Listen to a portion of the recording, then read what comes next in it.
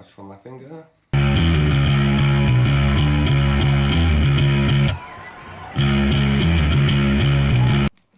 Welcome to another episode of the 4 Ps with Stan Katz. The 4 Ps are 4 questions I ask of interesting people to find out what makes them tick. And the 4 Ps are: what is your philosophy, what is your purpose, what is your passion, and what causes you pain. Dr. Vicki Broome is my special guest this evening. Dr. Vicki Broome, together with her husband, Dr. Richard Broome, are the chief administrators of the TM organization in 4 territories, including South Africa, Finland, Lesotho, and Namibia. Welcome, Vicki. Thanks, Stan. Thank you for inviting me. Before we get to your 4 Ps, tell me about TM. What is TM and how did you get involved? More important, before you take us on your journey, What is TM? what is TM? Well, TM stands for Transcendental Meditation, and I would say that it's the Mercedes-Benz of meditation techniques. It's an incredible meditation technique which now has millions and millions and millions and literally millions of people practicing it. It's taught in 132 countries in the world, and really people of all religions, all cultures, all ages, all kinds of people do it. We start teaching from the age of 4, but children get a playing technique, and then from 10, children can sit down and do this. And I would say that the main value today of doing something, when I started teaching, meditation was a strange word. Today, it's a household word. But the thing is that what's happened today is there is no silence left in people's lives, nothing. And it's because of social media. I mean, social media is exciting at one level, but it is contributing terribly to people's stress levels. And there is just no stillness left.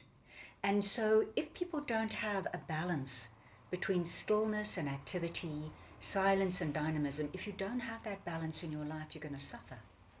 So TM is a transcendental form of meditation. There's lots of forms of meditation, and we can unpack that just now and go into the different kinds. But TM is the technique that brings back silent bliss into people's lives. And then when you come out of the meditation, it's practiced for 20 minutes twice a day. When you come out, you are more energetic, you're more dynamic. People are very successful with TM, but you have a backdrop of stillness. And so it brings that balance. It makes people happier. It's a bit like having a mini holiday twice a day. It's like a decompression, isn't it? It is. You see, people. But it's more than that. It's much more than that, Stan. You see, people come to learn TM for 2 major reasons. One is remedial, because people are suffering so much, and they will come in with lots of health problems, and they will try to heal. They've lost precious people, they've had the job, they've been laid off their jobs, all kinds of things. Or they'll come in for growth. And I think it's really important to mention, TM is not a new age technique. It's not something that came out of California 6 months ago. Every 5 minutes, there's another app or something like that. And not that there's anything wrong with those things. It gives people a beginner taste. And a lot of those people then will come to us. I would say if you're going to do TM, if you're going to meditate, then do TM. Because if you do TM, you know you are meditating. So what is TM? We know it's a form of meditation. It's mantra-based. Right, yeah. It's a systematic... What is the difference between TM and all those other forms of meditation, of which I think the most popular is probably mindfulness? It's very well known at the moment, but let me give you an overview. Meditation techniques fall into 4 categories, actually. The one are the focused attention techniques. And a lot of people practice those because a lot of the Buddhist techniques are focused attention. And those are the techniques where you focus your attention on one thing. It's like the proverbial staring at a candle kind of thing. But the idea is that you keep your attention on a part of the body, on a thought, on a something, and you do not allow the attention to wander away. And when you do wander away, then with effort, you bring it back. Now, my experience is that those techniques are really generally experienced as quite difficult. But if you look at the brainwave patterns associated with those focused attention or concentration techniques, it's all gamma. We're talking about EEG research, putting people on the electroencephalograph machine. So gamma brain waves show that the brain is working very hard. So that is one category. The next that people will most often be referring to when they say they meditate are contemplation techniques. Now, contemplation techniques cover a wide range of techniques. They are all the techniques that have to do with meaning, fathoming. Like affirmations, positive thinking, progressive muscle relaxation. I think of a muscle, contract, relax. Or focusing on the breath, which... That could be, although focusing might be falling in the first category. Okay. But visualization, that's a very common one. I just want to mention to the audience that Dr. Vicki Broome is a qualified clinical psychologist. So a lot of what she's talking about is based in science, but we'll get into that. Okay, I'm an educational psychologist, but everything I'm talking about is based in science. Yes. All the TM has got one of the most incredible scientific research, a collection of scientific research. There are hundreds and hundreds of research studies that have been published in peer-reviewed journals, actually. But if you look at those contemplation techniques, it's what I, as a psychologist, would call cognitive restructuring. It's taking negative thoughts and making them positive. Or, it's taking life-damaging thoughts and making them life-supporting, spiritual, uplifting. Those are good. They expand your heart, they uplift, but they don't change the physiology. And it's the changes in physiology that all the benefits from TM come from. Then there's the third category, which you mentioned, the mindfulness. That is called open monitoring. And there you allow any experience and you watch it, you witness it. It's becoming aware of what is going on in my body, what is going on in my environment. And it's a good theory. It really is, because a lot of our stress comes from the past or from the future. We spend very little time in the present, and most present moments are not that bad. So, if you've got a really stressful meeting this evening or this afternoon, now you're in the shower, enjoy the shower, enjoy the smell of the soap, because you can stress when you walk into the meeting. So, and the brainwave patterns that occur during those kind of techniques are theta, completely different to the focused attention. But the problem with that generally, Stan, is that people can't hold it. They find it hard work. And what the research has shown is that people who do TM, they live mindfulness. It's not so much a practice, it's the result of a good meditation technique. There's quite a famous psychiatrist called Dr. Norman Rosenthal. Yes, I've actually read his book. Well, I taught him He's got two books I've read. Transcendence. Supermind. Yeah, and Transcendence. Well, I taught Norman. He's a South African. I know He was a medical student. Yes. And now he's world famous for his seasonal affectiveness disorder. Yes. When South Africans go and live in the northern hemisphere, they get depressed because there's no sunshine. So he invented these lights that people can sit under, which helps the depression. But he's a long-term meditator, and he has written 2 brilliant books. And you taught him all those years ago. Yeah, I was like a beginner meditator. We were both kind of almost students. And we completely forgot about each other, because I've taught more than 12,000 people. I believe so, yeah. 20 if you include... The group practices, yeah. But when we met up again, then I looked at the records, and we put together where he'd learned and where I was teaching. We remembered that I taught him. But he's done a study in his book called Supermind, which was on the New York bestsellers list for a long time. That in that study, he took 600 people who'd been meditating a longer time, for a period of time. And a third were South Africans. He wanted to include us. A third? Yeah. Okay, 200. Yeah. And what he found was that the TMers were living mindfulness, that they were not having to remind themselves to come into the present. They were comfortable with who they were, who they are. Their self-esteem had risen. They were comfortable in their own skins. But that's that category of meditation, which is, and a lot of people do mindfulness, because theoretically it's easy to access. You can read it in a book. But my experience is a lot of those people come and learn TM. Then the fourth category is automatic self-transcending. That's TM. And that's alpha 1. There's different brain waves again, which is across the whole brain. So which brain wave is the word striving to achieve in TM? Because gamma is... Gamma is working hard. Yeah, Okay, and that's focusing. right. And theta is more watching and witnessing your experiences. Okay. The difference is that those three other forms of technique start and end with thinking. Ah, TM starts with thinking and ends with being. That is the difference. The others are more about life skills. They're more about giving you things in the practice to apply after the practice. TM is more about permanently changing the state of mind. It's a bit like the others are like showing you how to use the knife effectively to cut up life or cut up. TM is sharpening the knife. We call it a cornerstone therapy. Actually, Norman Rosenthal calls it a cornerstone therapy. Whatever else you do is better afterwards, whether it's therapy. And it's not that you have to give up those other techniques if they're helpful. They're helpful.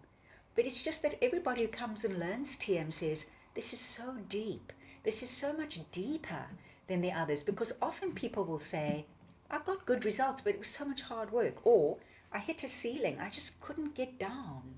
And with TM, it's just deep, deep. what is one transcending? It's a good word. A thought. Question. The word transcending is like transval, which is across the val or beyond the val. You are transcending conscious thinking. So if you look at the mind is a lot like the ocean. The ocean is very busy and active at the top. It can be so rough that people can't snorkel. I mean, they can't scuba dive. But if they start snorkeling, they get under that wave, it's very quiet. The deeper they go, the quieter and more expansive it becomes. Now, the mind is similar. At the top, it's the conscious mind. It's very busy. It's very active. The monkey mind. It's the monkey mind. And very often people come and say, am I going to be able to meditate? I can never switch off. I can't sleep at night. My mind is, I've heard that from a number of people. Yeah, when you talk about meditation, they say, I can't meditate, I can't concentrate. No, because all day long it's the gotta mind. But below that mind is a subconscious level. It's an unconscious level. And then there's the transcendental consciousness. And that is pure bliss consciousness. So what TM does is it helps you to transcend the activity to unbounded awareness, to really transcendental bliss. But then you come out and it sticks with you. And that's the real magic, quite honestly. And that's the difference between this and the other stuff. Where does enlightenment feature? Does it feature? Sure, it features. It features big time. Because enlightenment is our birthright. We are entitled as human nervous systems, as human beings, to experience 7 states of consciousness. Now, the average person experiences 3: waking, dreaming, sleeping. In fact, Stan, for a long time they thought there were 2. They thought there was waking or sleeping. But you can see when someone dreams, you get the REM, So with more sort of sophisticated equipment, they could actually distinguish that dreaming and sleeping were completely different. Now, what happened is, in about the mid-60s, when they were doing this research, millions and literally millions and millions of people learned TM because the Beatles started. And the Beatles were at their absolute height of fame, and they were very public with this. They went to India, they spent time with Maharishi, who was the founder of the TM organization. And to this day, actually, Paul McCartney and Ringo, the remaining Beatles, are very supportive, and they hold concerts to raise funds for our organization, etc. But what happened is on the campuses, millions of students, everybody started, the Beatles were doing it.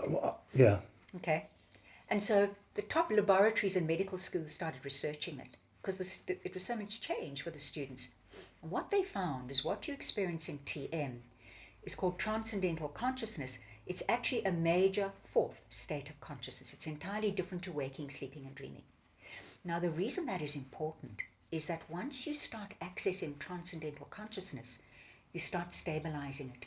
You bring it out when you meditate. It's not just that you go to this unbounded silent field. You come out and you bring more and more with it. Now, when that starts becoming permanent, you go into 5th, 6th, and 7th states of consciousness. That's enlightenment. That's okay. when, yeah. At what level? You said 5th, 6th, and 7th. So 5th is called cosmic, Okay. whereas, you get this experience of life is still changing, waking, sleeping, dreaming as usual, but there's a part of you that is completely free. It's the first freedom that people experience, because normally something good happens, I feel happy, something bad happens, I'm not happy. This is an experience, you could say, like the silent witness. It's like standing in the garden and watching yourself standing on a veranda watching yourself in the garden. You're playing in the garden like never before, because there's nothing like stress to make you sit on the fence of life. You're so alive, but there's a part of you that is free and in bliss, because you are established in this blue. That's the first part of enlightenment. And then it grows into the higher states, where you not only know yourself fully, but you begin to see everything else fully. Eventually, it's like, all this is that. You are me. I've watched enlightened people when a war comes out. It's devastating. It's not just about their own children. It's the world is my family. You become very universal as you grow into these higher states of consciousness. I read a book recently called The Field Paradigm, which is about quantum physics. The wonderful book. Which made sense to me. Yeah. Will you talk about? Well, physicists often compare the transcendental consciousness state to the unified field in quantum physics, because they're very similar qualities, basically. And you know what Einstein always said, before he died, he always said, when we have unified all the laws of nature, we will find that there is a unified field. We will of necessity find it's human consciousness. And that's exactly what this is, actually. So the people at the head of the organization these days are not sitting around in white robes with flowers in their hair. Not at all. They're quantum physicists, neuroscientists. Right. Yeah. All kinds of people. I went back to get my psychology degree because we were encouraged. Was this after you'd learned TM? Yes, quite a few years later, actually. I learned TM when I was a student, when I was still at drama school. At the time that all the campuses were learning. And 10 years later, I went back and I got my, my master's degree, and then later on I got my PhD. But there are all kinds of people that are doing this. A lot of celebrities are supporting us, which is nice. I mean, we're a very, very serious organization. We're a world peace organization. And at least half our projects are with at-risk populations. We work extensively in, schools where the kids are really at risk for their lives, with the war veterans. But the celebrities. Do you want to mention some of the celebrities? Yes. Well, there's Tom Hanks.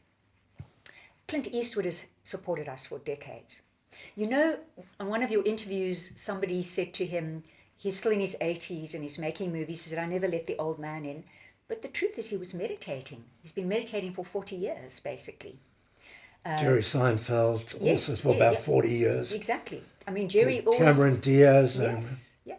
And Russell Simmons, Russell Brand, and of course Oprah was supporting it. People, celebrity doctors like Mehmet Oz, a lot of people, and also very, very well-known business people. Ray Dalio. Yeah, Ray Dalio. He claims really his success. He gives all his success to TM. About Ellen DeGeneres, she does. Everybody who does it really raves about it. Many people are prepared to give their name to it because it means it will bring it to more people. The most famous is David Lynch. Yes. David Lynch was nominated as the most influential film director of the 21st century recently. Wow. He's an amazing man, and he kept TM very quiet for about 25 years. And then he decided he would use his celebrity to bring this to a wide audience. So he has a David Lynch Foundation, and a lot of the funds come from his connections and celebrity friends. Then those funds are used to bring the TM to these at-risk populations. But what is an at-risk population? Well, like, for example, inner city schools, where the children, never mind passing, they come home alive, for example. Homeless people, abused women. His foundation has worked with all of them. More recently, though, and this is a very wonderful project, it's called Warrior Wellness. It's the war veterans that are returning from Afghanistan and from Iraq, because war PTSD is terrible. I always believed that there was no cure for PTSD. Well, they didn't think there was. Now TM is helping. Yes. The war veterans are actually saying, I mean, we're backed now by the US government. They pay for the war veterans to learn TM. That the one intervention of choice now is transcendental meditation. It is the thing that has returned people, to normality and balance again. And I mean, my husband and I have taught war veterans here, people who were involved in our wars in Angola, etc. It's really, really helpful. Just with regard to PTSD, 25% of the South African population suffer from PTSD. It's really high. Wow. 7% of USA, 25% here. Also, the American Heart Foundation endorses it. Very much so. The American Heart Foundation has made TM mainstream treatment because... And they would not endorse something... they're so conservative. Yeah. The most conservative medical body in the world. Yes. It's based on the research. And they've actually said only TM, not other forms of meditation, because of the research base. Because cardiovascular kills more people than anybody today. Is that right? It's a huge It's also killer. stress related, isn't it? Completely. High blood pressure. Is the world more stressed now than it's ever been, or is it just because we're more connected that It's an interesting question. we learn about all the stress? I mean, when something happens in Syria today, it's on the news tonight, that type of thing. Well, and South Africa. Yeah. Let's talk about South Africa. All right. Well, the thing is, first of all, I would say, because I've been teaching this for a very long time. I know. I would say that people come in with higher levels of stress, but much higher levels of consciousness. The world consciousness has changed incredibly. There's a wonderful book, Stan, if you haven't read it, it's called Factfulness. Factfulness. Yeah. It's a Norwegian author. And if you have a look, the world is much better off today than it's ever been. Steven Pinker there are quite a few people. talks about how the world is better off than it's ever been. We're not having But, world wars. You see, that's the thing about news, and coming from a media background. If it bleeds, it leads. Exactly. So people only read the negative. Yeah, good news is no news. Yeah. But if you look at things like, how few families live under the breadline compared to 20, 30 years ago. If you look at women's position, how now they are educated, they can work, families are smaller, people have more access to education, to medical care. There's a whole lot of awareness about smoking, which there wasn't before. There's many, many things. The world consciousness has risen enormously. But because it's sped up so much, stress levels are very high. And so that's why you have to have a technique like TM.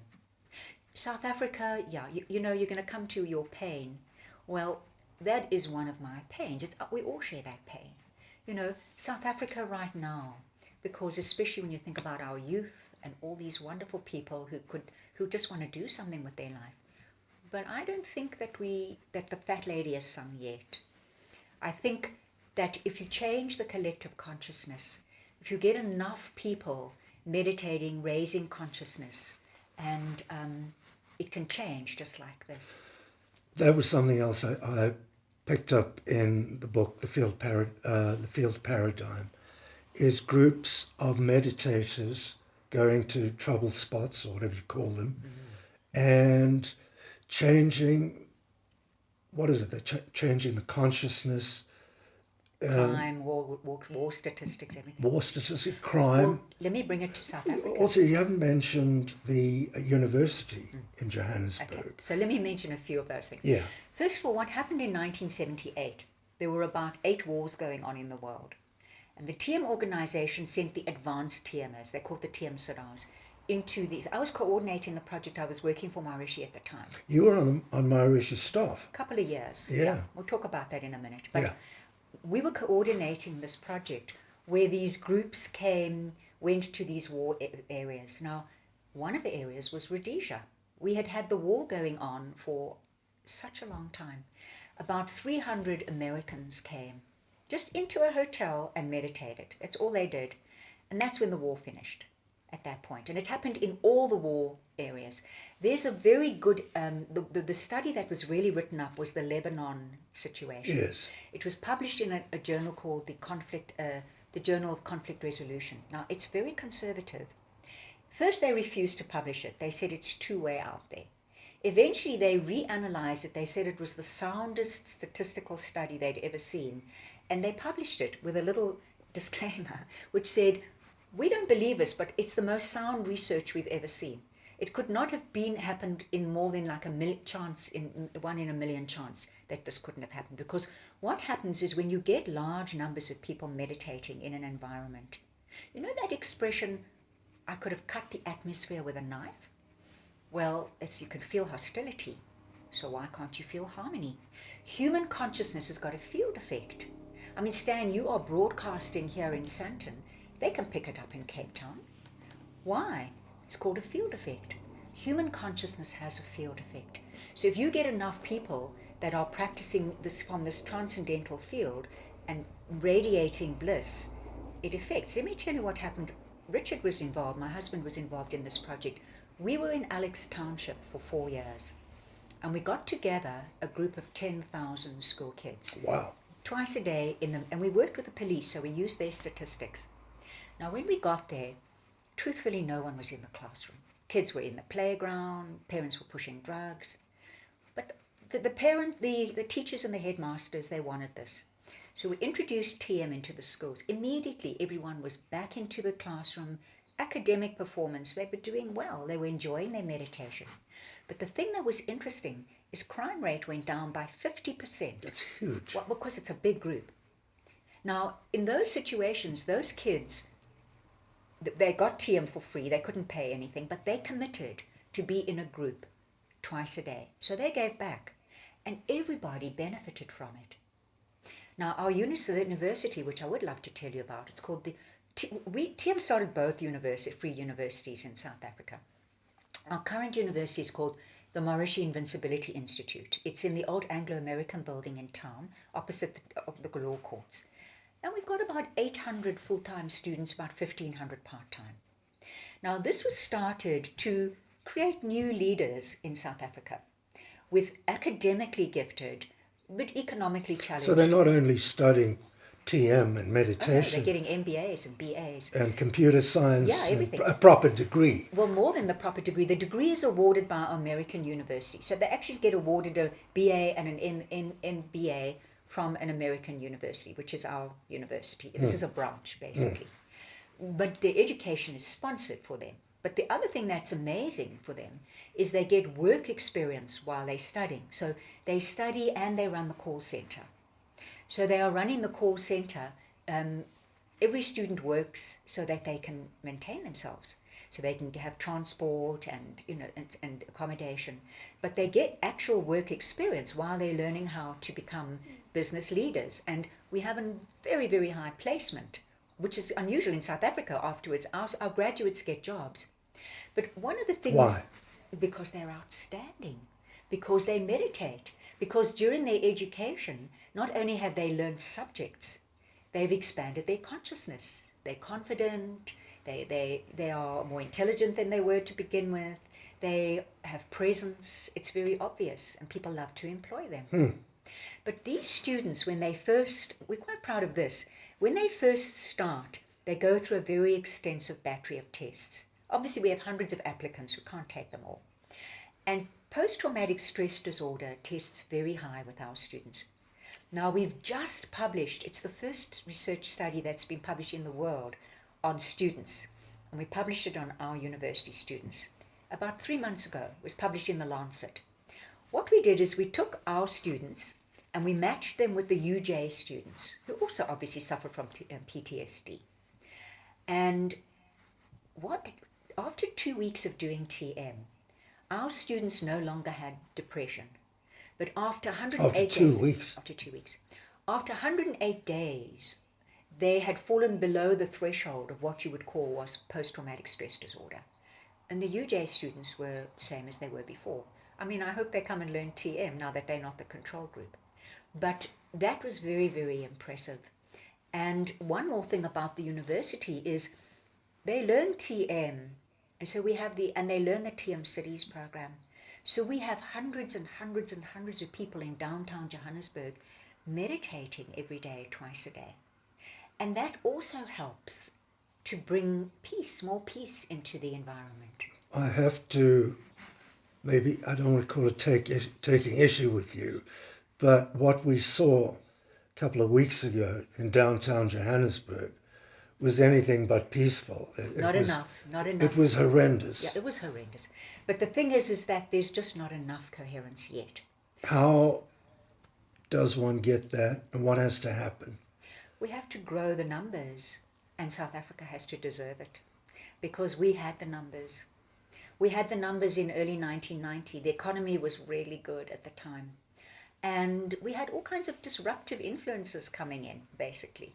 And, you also have to deserve it. People have karma. We also believe in that. Yes. But we're moving there quickly as we possibly can. It could have been 1,000 times worse, Stan, and it could have lasted a lot longer. So we just have to keep growing the numbers. And that's happening. As much as we can. I think you've got to step it up.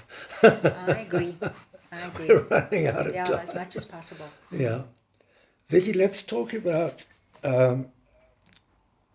sorry, I'm just checking the time.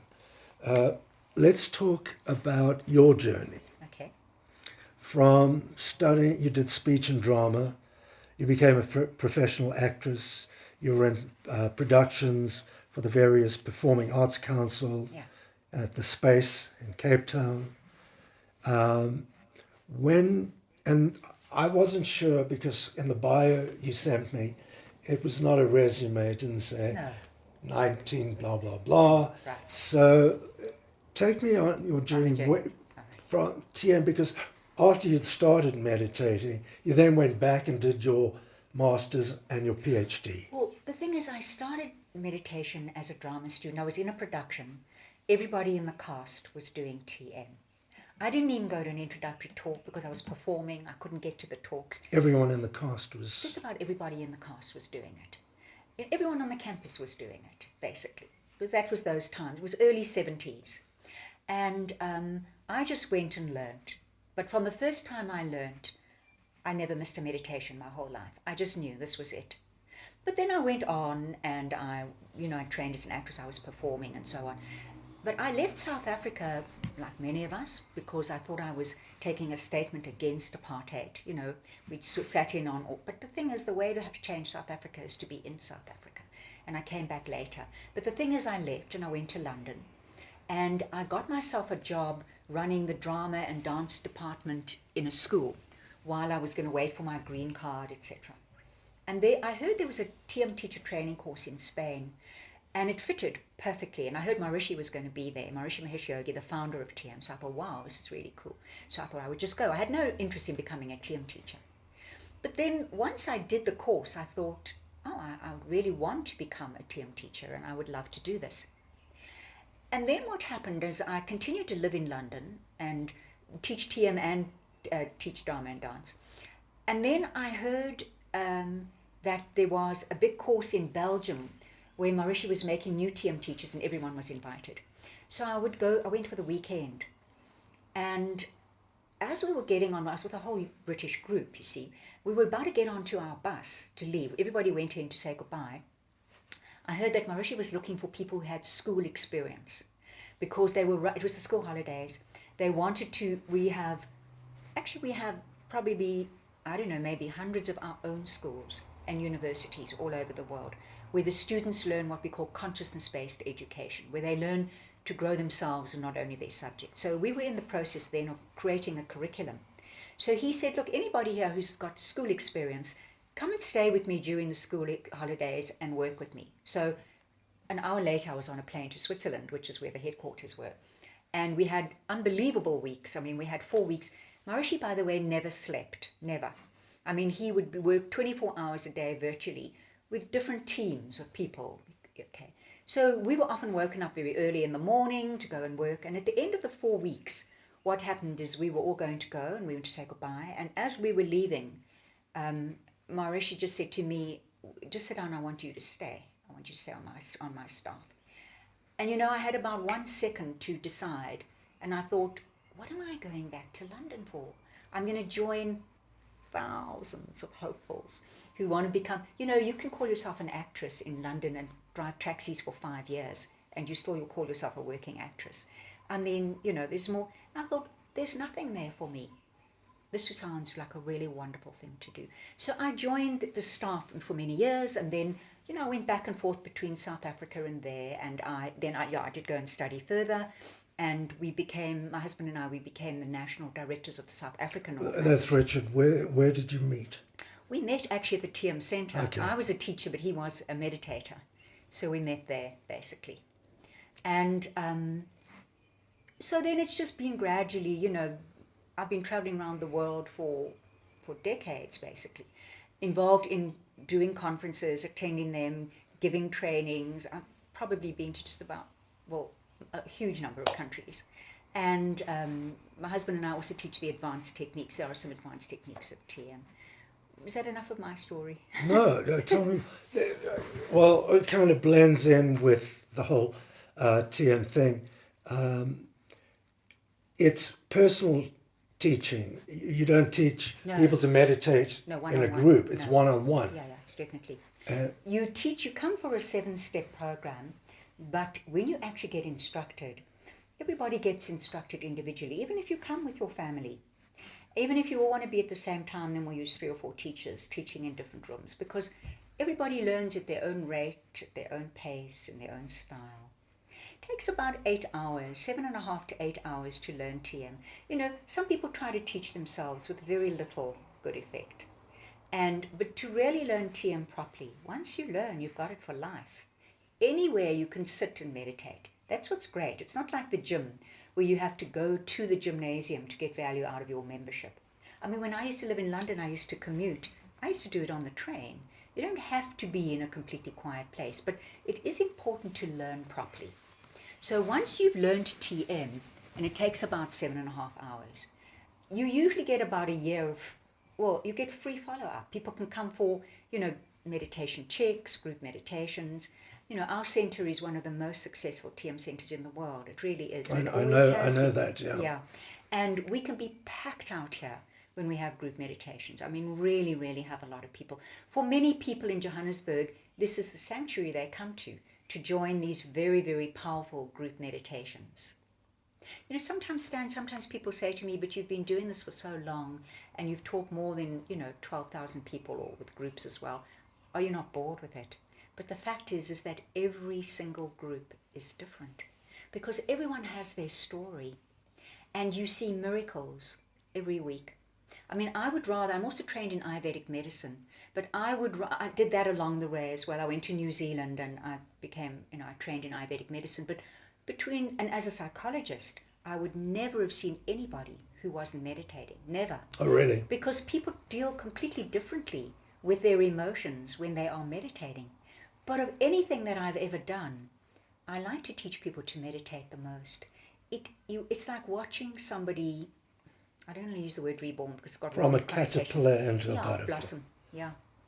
I mean, I had a man here not so long ago who'd been, and this is a familiar story here, who'd been very, very badly mugged in his home. What had happened, his wife fortunately had locked herself into the kitchen, but he'd been worked on for about 3 hours by a whole gang, and he had a nervous breakdown afterwards. And when he came to me, it had been about 2 years since this incident. He'd been in Tara. He tried every form of therapy, every form of psychotherapy, drug therapy, everything. And this man, he was almost like a frozen statue. But we taught him to meditate, and I could see he'd followed the instructions. He never said a word. People come and they mingle and they get quite close to everybody during the course, but he just kept very apart. And from us, he just let us teach him. And this man came back probably 6 months later to one of my group meditations, and I'm standing in front of this whole group, and this man came and stood next to me, which really surprised me. I mean, this man had walked along the walls to try not be seen. He said, "Can I talk to your group?" Which amazed me. And he said, "I want to tell you that I've got my life back." His marriage was back, he'd got a job again. He said, "And it's only TM." Now you see that kind of thing. You see people who've been suffering from panic attacks. And depression. Terrible. Look, depression will not necessarily disappear overnight or for everybody, but that darkness will become filled with light. It will become lighter, much lighter. Because where are you going with TM? You're going to a source of happiness inside yourself. Emerson had a beautiful quote. He said, all that lies before us and all that lies behind us are very small matters compared to that which lies within us. And we are going to go to this bliss inside.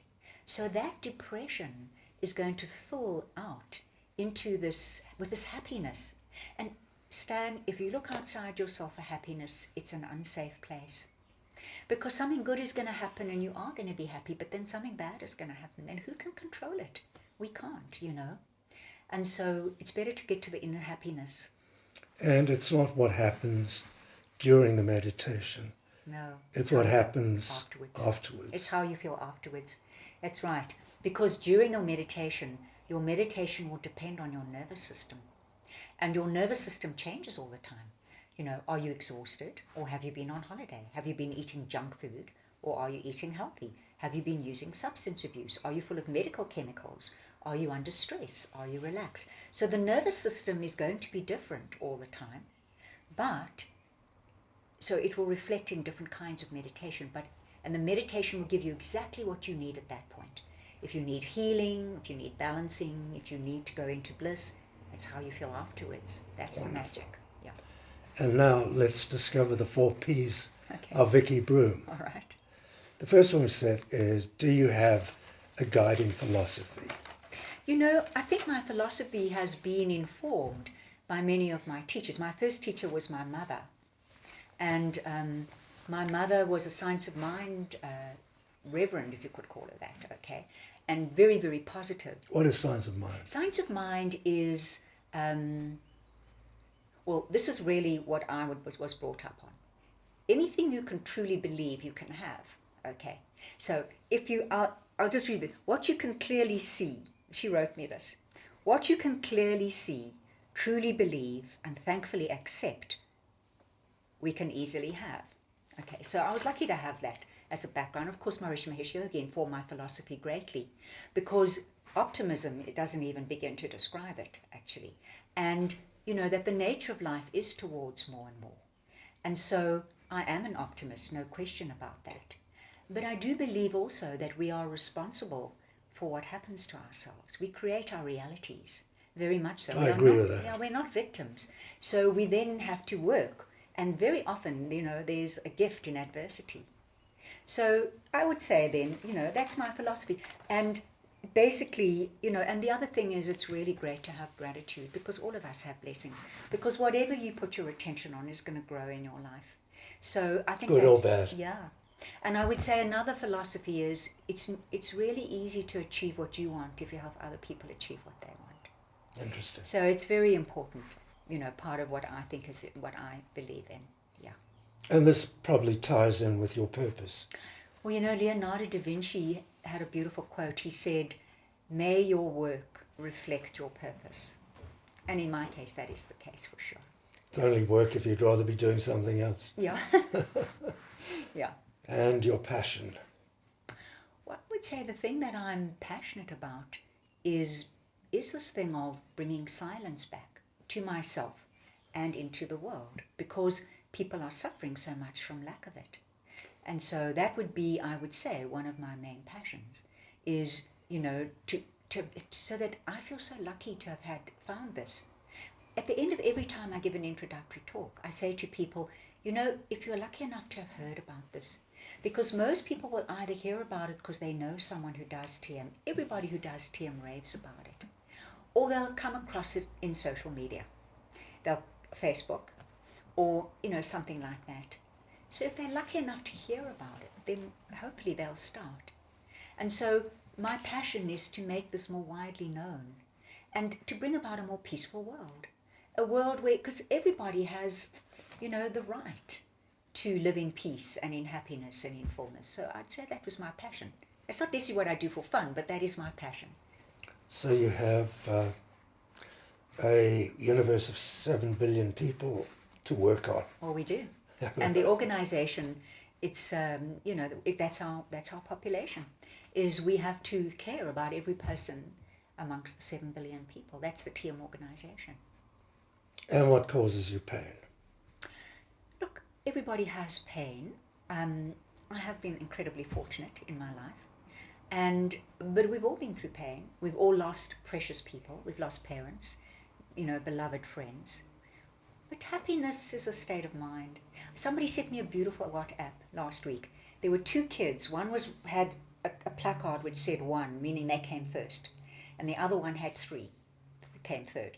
And the one who was holding 1 was kind of looking grumpy or looking at the other kid. And the one who had 3 went, yay, So happiness is a state of mind. But I would say a big part of pain is holding on to it, is not forgiving it. And the thing is, you don't have to forgive people if they've hurt you, but you have to forgive for your sake. I mean, you don't have to condone it. Oh, I agree with that 100%. Because otherwise you give so much power to the pain in your life. You were hurt, and then every time you revisit it, you get hurt again. Yeah. Or as they say, hurt people hurt people. Well, exactly. So I would say that regarding pain, I do live mostly in the present, and a lot of the pain is in the past or in the future. And I mean, I'll tell you, if you want blood, like one of my worst and most painful experiences basically is about a decade ago. I woke up one morning. My husband and I had gone for a beautiful walk. We were living in Cape Town. I woke up the next morning and I was almost paralyzed. And for a year. From what? Nobody knew. That was what's so weird. You see, it wasn't like I had extreme arthritis or MS or anything like that. And I went for all the tests. The diagnosis was anything from someone put a spell on you, I mean, we do live in Africa, to, you must have picked up a very strange virus and people die of this virus. So, very encouraging. And because I didn't know, how long was this going to last for? Well, it might be the rest of my life. I remember my husband sitting on the edge of the bed one day and saying to me, "This is an unexpected sadness." It was. And so, just like Clint Eastwood wouldn't let the old man in, I just wouldn't let the sick woman in. I was determined. And I was, one of the most successful teachers in the world. I decided that if I didn't continue to teach, I would be nothing but the symptoms. And I was in a lot of pain, terrible pain. So I decided that if people would take it from me, I would continue teaching. And then gradually I did get better. But the gift of adversity is I had to do so much exercise at that time, and now I exercise every day of my life, and I'm healthier as a result of it. I know you're also very good at yoga. Yeah, I do that always, every day. That's right, yeah. One of the things I don't think we touched on was TM's effect on aging. Well, that is really remarkable, because if you look at the research, these biological age and chronological age, they're not the same. I mean, go to a school reunion and some people look like your grandparents, and some people look like they looked at school. Yeah. But if you look at biological age compared to chronological age, people who've been meditating in less than 5 years are 5 years younger. But if Say that again. If you've been meditating less than 5 years, you're younger biologically 5 years. Oh. But if you've been meditating for more than 5 years, you're biologically 15 years younger. So if you're 60, you're 45 biologically. So there's hope for me. For everyone. And you can see it in people's energy, in their attitude, in their whole kind of, in the way they move and everything. The aura. Yeah, right. And on that note, we'll end. Vicki, it's been an absolute pleasure. Thank you. Thank you very much. This interview was recorded earlier today at the TM Centre in Houghton. I'll see you next time.